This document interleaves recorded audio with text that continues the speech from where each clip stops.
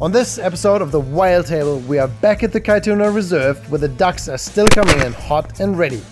We have a good chat to Kade about some professional shooting advice. We arrange our decoy spray to maximize the effects on the birds, and of course, we land some cracker ducks in the pond. All that, and we make some smoking duck liver pate that you'll definitely want to check out.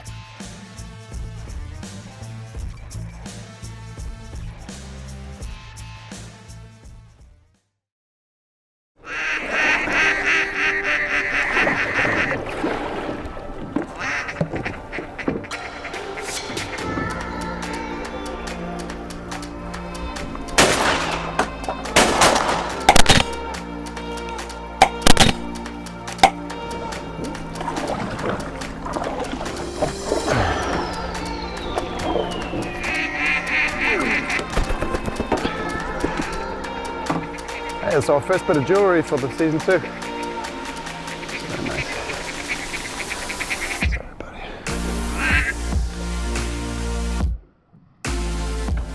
This is actually our first bit of jewellery too. So this is a banded bird. It's quite cool actually. It's first banded bird that I've ever shot. Well, Kade shot. Wow, there's more birds coming. We need to go inside.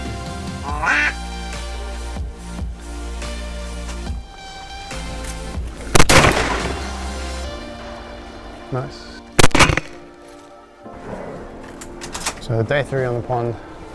Birds are definitely a lot more wary, but they're still coming in, and we've sort of, I think, tweaked our spread quite nicely so that they're quite comfortable to land. So we've got 2 moving decoys, which I bought some poles for, and we placed them in the water this morning, so it actually looks like there's ducks sitting on the water beating their wings, which is quite good, and it's working quite well. And then plus we put a bungee set up in the water too that I can pull, and it moves a whole lot of the decoys out every time, which makes it look like there's movement and mingling going on the water. And so all that plus the calling, it just really helps to get the birds on the water. And saying that, they've also been landing a little bit too far away from they've been landing on the other side of the decoys this morning, which has been making it much harder to shoot them, because that's sort of just the limit of the range for the shotgun. So I don't know if we have to tweak something else around to maybe have them land a bit closer again. There's another bird in the air. And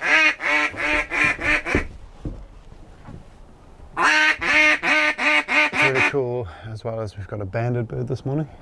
So it has a band attached to its leg, which is basically something that they do for research purposes. And then so once you shoot a bird like this, you call it in and you tell them the number for the band, and it just helps them. It's just research, eh? Yeah, it just helps them to track the birds and sort of understand their migratory patterns and their breeding habits, etc. So it's quite cool. So we're going to call that in later.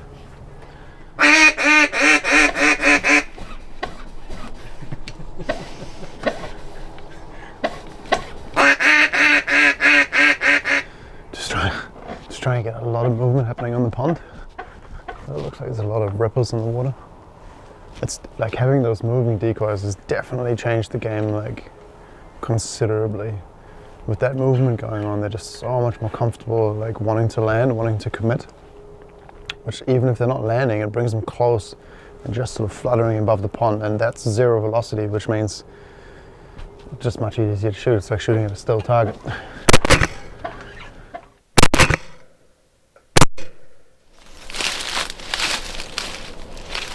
How many is that, Phil?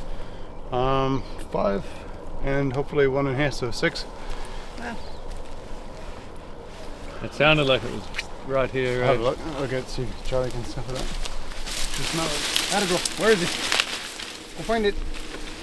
Come on. Atta girl. Good job, Charlie. Good job. Good job, eh? Just to show, you can stand right on it, and you just won't find it out without a bird. And I think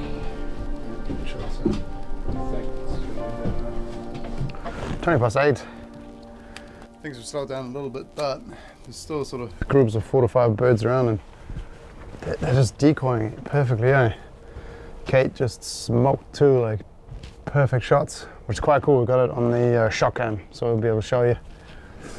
just a little bit. Boom, and bowled them, eh? That one, I just messed that one up. Shot at it too much, and then that was real close. Actually shot directly at it. Yeah. And hit it real hard, so yeah. Yeah. Starting to figure out our speeds and leads and distances. Okay, guys, so this is Kade.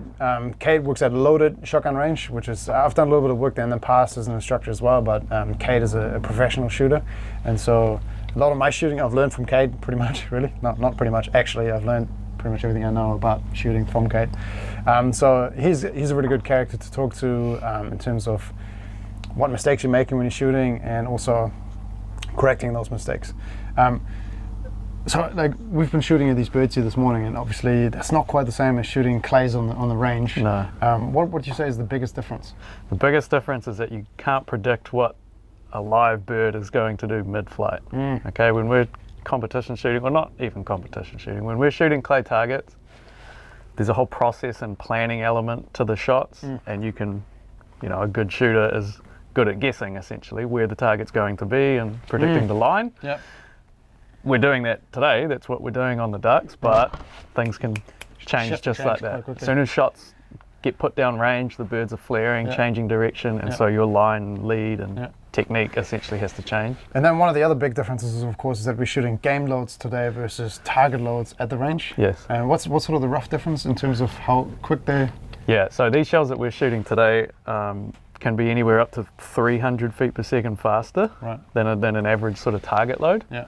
Okay. Which is about sort of 1,200 on a target load to about 1,500 on a game load. Yeah. So that's 300 foot is quite a lot if you think about it in the space of a second. So what does that mean? Like if you've been practicing shooting at the range, how does it translate to shooting ducks on the pond? Yeah, essentially you're going to have to cut your leads back a little bit. Yeah. Okay, so if a clay target with a 1,200 feet per second shell, let's say needed 3 foot of lead, you'd probably need to take at least a foot off of that just because of the difference in speed. Yeah. Hey, I just want to say this too, like if you are a new shooter, or even if you're an experienced shooter and you want to brush up on your shooting, someone like Kade at a professional range like Loaded shooting range makes an enormous difference, because sometimes all it is just like tweaking those like little habits, or just sharpening up a little bit on your stuff, and it just helps with the shooting. And something to remember with shotgun shooting, it's so different to rifle or pistol shooting, and the fact that our guns actually have to fit us.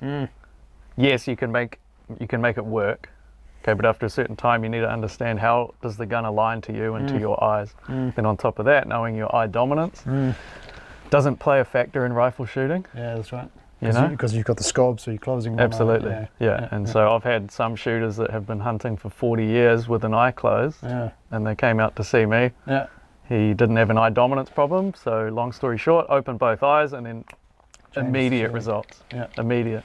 Yeah, I've been certainly been finding that from coming from a total novice shooter to doing some work at the range and doing some lessons with you, and just markedly improving my shooting over quite a short space of time. If I hadn't been shooting out of Loaded and I would have gone straight into duck hunting, I reckon probably would have struggled. But mentality would be 1 or 0, I reckon. So yeah, dude, let's kill some more ducks. Keep going. It's about 3 o'clock in the afternoon now, and it's generally sort of the time when it starts getting active again. Most animals are the same, deer, ducks. It just starts getting into where the light starts to lower, general activity starts to pick up again. The duck just landed on the pond, kicked it up and shot it. So we just turned the decoys back on as well, so some birds in the distance. So yeah, I reckon we can start expecting a few ducks to start coming back in now. So that's 7.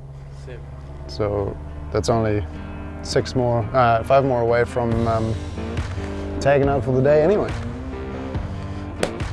Here's to the evening shoot.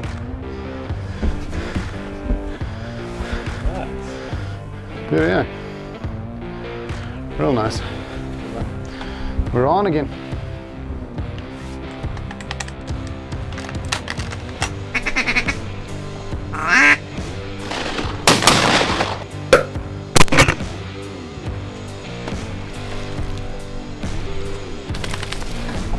Real nice. Nice looking duck. Yeah, cool, there you go. Look at that. Oh, that's fucking me. It's me, man. That's a real pretty bird, man. That is a stunning bird, dude. The best bird I've seen Yeah. out of here. But Yeah.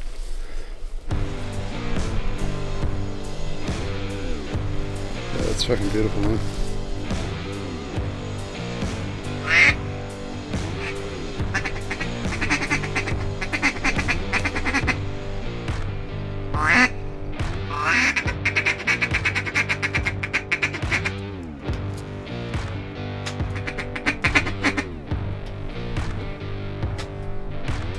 yep.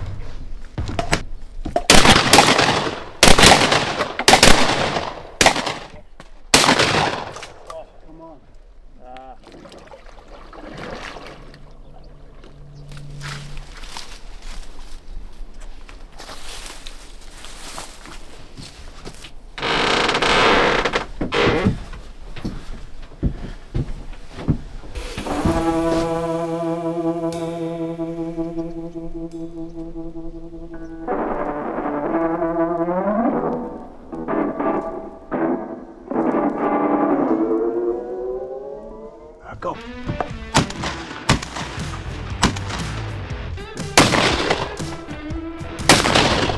It's us.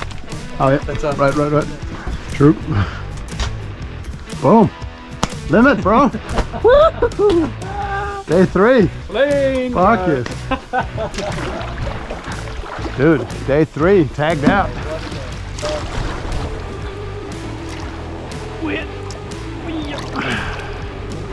Come on. Good girl, Charlie. Come on. There go. Good girl, Charlie. Good girl. Good job. There we go. That is a 2-man limit on day 3 of duck shooting 2022. Bloody hell. It has been a freaking awesome weekend. Yeah, that was an epic day today too. Yeah. 2-man limit. First time we've got that limit on this pond. Yep. So, wrapped. Loads of learning, like loads of improvements, so much better with the shooting, got the decoy sorted. That was massive, mint. Yeah, let's take these ducks home and get some food on the go.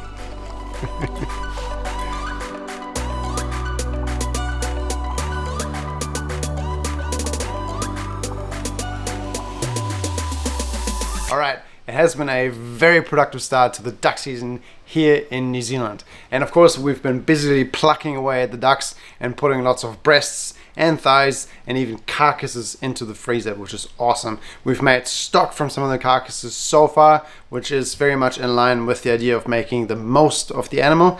But today we're gonna cook one of the first things that I like to make with duck, which is a duck liver pate.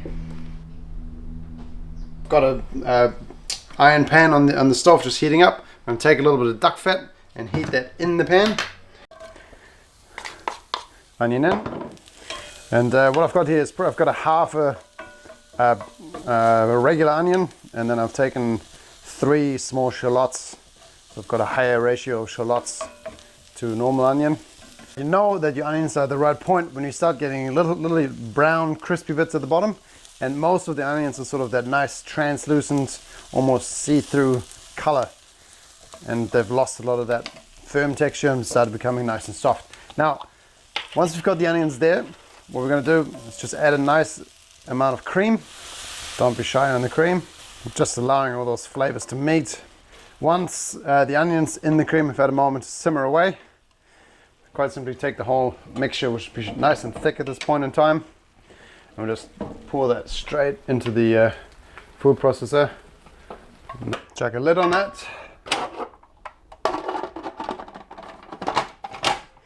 And then whisk the whole thing away.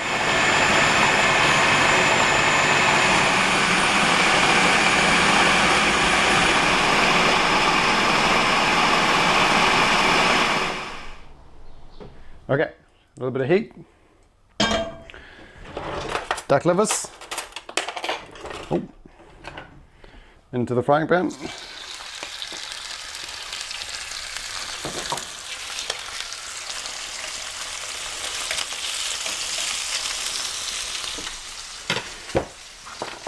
To this, I'm going to add a couple of stalks of rosemary, some bay leaf, and some sage straight out of the garden. Keeping in mind that the rosemary and the bay leaf will get pulled out again before blending the rest of this. We're just wanting to add a little bit of flavor to it. Also get a good amount of pepper in there and salt.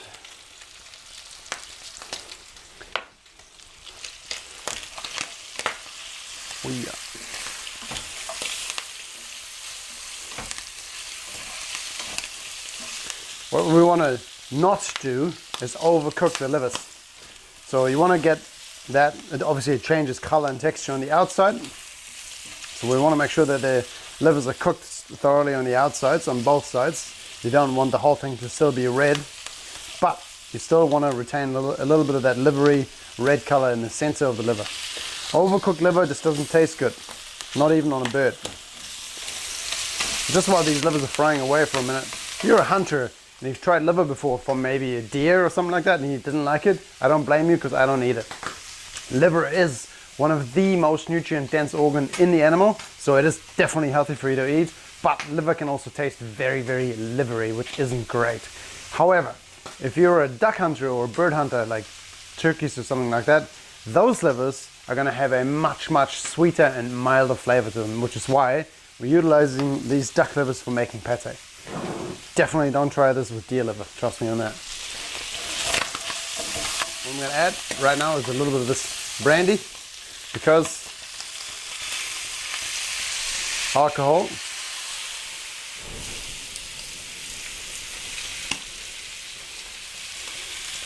notice how I was leaning away from the pan, so I was expecting that. But that little bit of alcohol really does add a little bit of fantastic flavor to the pate. So before we take the livers from this pan and add it to this blender, first you want to make sure that you pull the stalks of rosemary and the bay leaves out of there, because they do not blend well. I'm going to take these livers right now and add them to this cream and onion mixture. What I'm doing here is I'm just going to quite simply deglaze this hot pan with some of the brandy.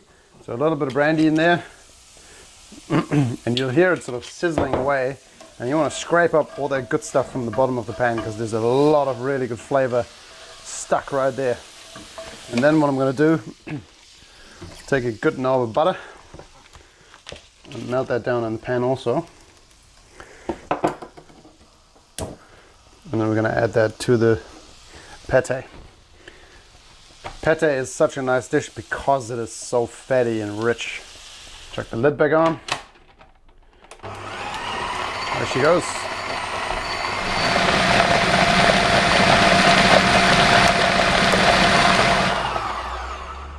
Alright, now you want to blend this down as smooth as you can, because we're going to strain the whole lot through a sieve in a second, and the coarser it is, the harder that process is going to be. So take your time, blend it for a good minute or so, and just try and get it as smooth as you can.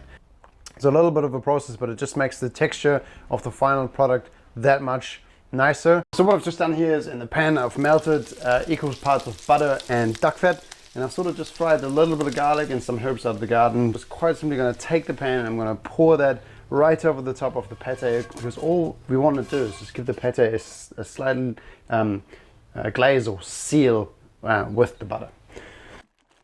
And there you go. This is duck liver pate. Super easy to make, super delicious to serve to your friends and family, and obviously you got to stick it in the fridge and let it sit and cool, but that's it. Why wouldn't you do it? Cool. So the liver pate went into the fridge and has been sitting for a couple of days, so it is pretty much at its prime state now. And Kate, I don't think you've ever tried liver pate. I actually haven't, so I'm pretty excited. From ducks that we've harvested too. Awesome. So. Yeah, man, that is definitely the way to go. So tell you what, I'll do it for you. Give it a crack, man. I'm quite curious to see what you think. There you go. Yeah.